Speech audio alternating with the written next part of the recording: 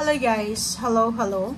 Earth Signs, Virgo, Capricorn, Taurus, welcome dito sa aking channel, Kapalaran 888. Welcome guys. Alamin natin kung ano yung daily tarot reading mo sa araw na ito. Breach.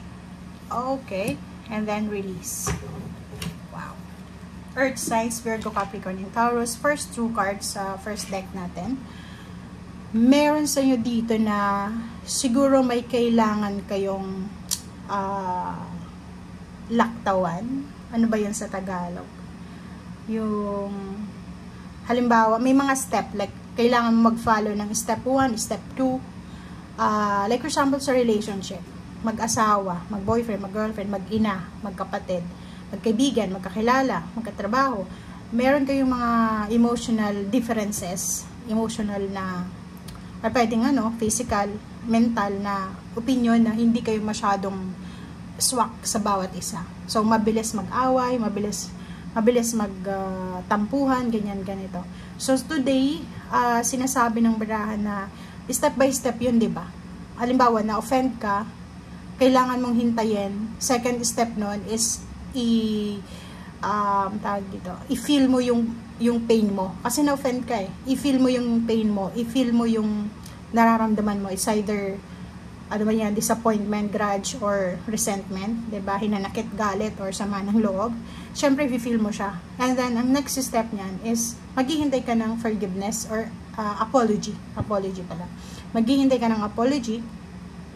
And yung iba, siguro, huwag ka nang maghintay ng apology. If feeling mo, simpleng bagay lang naman yon, ikaw na yung mauna na makipagbate or ganyan. So, parang ganun yung sinasabi. May kailangan kang laktawan, wag mong i-follow yung parang rules na parang isang robot, 'di ba? So sa araw na ito, live free, parang freedom to. So kailangan mong mamuhay according sa kagustuhan mo. Kailangan mong gawin yung mga bagay-bagay depende sa kagustuhan mo, depende sa pakaramdam mo, okay? Release negativity, release people, environment, places, or kung ano man to na sinasabi ng release dito. So, for example, may mga issues ka from your past or from ngayon lang, mga inner battles na kailangan mong alisin sa sarili mo, alisin mo na siya as soon as possible. Wag ka nang maghintay. Wag ka nang maghintay ng parang sasabihin mo, magpo-forgive lang ako pag humingi siya ng apology sa akin. Parang makikipagbati lang ako sa kanya kung siya yung nauna sa akin makipagbati. Parang ganyan. So, yun ang kailangan mong i-prioritize sa araw na ito. And yun, i-release mo para para sa peace of mind, para hindi ka masyadong stress. Diba? Diba? Huwag mo nang patagalin pa. Diba? Huwag mo nang patagalin pa. Kung ano yung magagawa mo siya ngayon, gawin mo na. It's either release siya, pakawalan mo yung mga bagay-bagay na hindi kailangan, yung fear, yung takot mo, yung pag-aalala. Ano ba yung mga kinakatakutan mo? Alisin mo na, okay? Nakikita ko sir dito may mga earth signs na posibleng pagod na pagod kayo. It's either pagod na pagod sa trabaho, pagod na pagod sa relationship, pagod na pagod sa paghihintay, pagod na kayo sa pag-iisip kung ano yung mga susunod na pangyayari, ganito.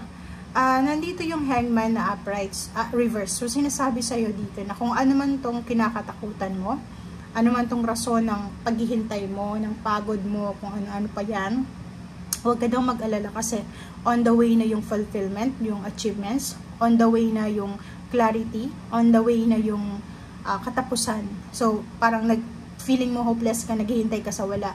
Pero itong hangman na reverse, sinasabi na huwag kang masyadong ma-depress, huwag kang masyadong mag-isip. Dahil on the way na yung clarity. Maliwanag na. Pwedeng in few days from now, or pwedeng ngayong araw na ito, or bago matapos yung buwan ng October. Diba? Makukuha mo yung peace and harmony. Ito yung peace. Sinasabi na be at peace. Hanapin mo yung mga bagay-bagay na pwedeng magdala sa'yo ng peace of mind. Okay? Doon ka daw mag-focus. So, dito, sinasabi ng barahan na as much as possible, mag-focus ka sa kapayapaan. Okay? Sa kapayapaan ng iyong isip, ng iyong puso, ng iyong kaluluwa. Kasi yung Queen of Cups is, parang wala siyang masamang tinapay. So, kung may mga grudges ka, resentment, galit, hinanakit, or mga hindi mo maintindihan na pakiramdam sa puso mo, release, let go, let God, let it flow, and prioritize peace. Okay, wow. May paparating kang activities like mga getaway, like travel. Yung iba sa inyo dyan, pwedeng magta-travel kayo with your family. Yung iba sa inyo dyan is lilipat ng bahay with your family. Yung iba sa inyo lilipat ng trabaho. Pero nakikita ko siya dito, literal na pwedeng lilipat ka. Diba, aalis ka sa kung saan ka man sa ngayon, lilipat ka sa mas komportableng lugar or trabaho na alam mo na doon ka masaya or doon ka magiging stable. Yung iba din sa inyo, posibleng meron kasi justice to pwedeng may isang earth signs na makikipagrelasyon or may relationship siya sa water sign. So, pwedeng mag-move in together sila or magsasign sila ng contract together as partners sila sa negosyo or sa kung ano man to na pwedeng what do you call this? Partnership or alliance. Okay? So, pwedeng yung iba din sa inyo ay naghahanda ng plane ticket, documents, passports, or pwedeng yung iba sa inyo dito is naghahanda ng mga gagamitin sa kanilang travel, it's either vacation, or yung iba lilipat ng bahay. May mga decluttering dito, so nakikita natin yung naglilinis ng bahay, nag-empake, naglalagay ng mga gamit sa kahon, sa bag, sa maleta, or sa kung saan pa man. Okay. Nakikita ko sa'yo dito, isang tao na malapit sa'yo, isang taong malapit sa'yo ang nangangailangan ng pera, financial help. Malaking halagang pera to, is either karelasyon mo or parents, siblings, kaso lang nahihiya siya na humingi ng tulong sa'yo. I-comment sa comment section if ganun ang nangyayari sa ngayon. Or pwedeng ikaw to, nangangailangan ka ng financial help. Okay? Isang tao lang yung naiisip mo na pwedeng makatulong sa'yo. Pero nandito ka sa Two of Swords. So parang hindi mo masyadong feel na humingi ng tulong sa taong ito. Parang ganyan. Kasi yung King of Pentacles is lump sum siya. Malaking halaga. So it's either kapatid mo yan, magulang, or anak mo.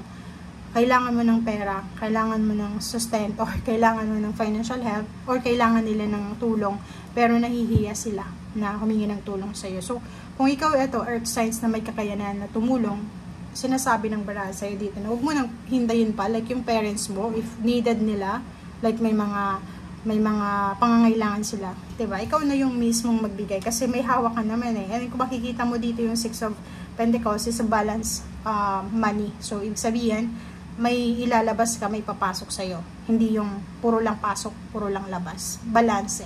Okay? So, yan guys ang sinasabi ng baraha. Maraming salamat. And sa last card mo is, sa ilalim is Nine of Cups. Isang kapamilya or part of your family, kadugo mo, karelasyon, kakilala, ang posibleng magiging masaya dahil sa gagawin mo.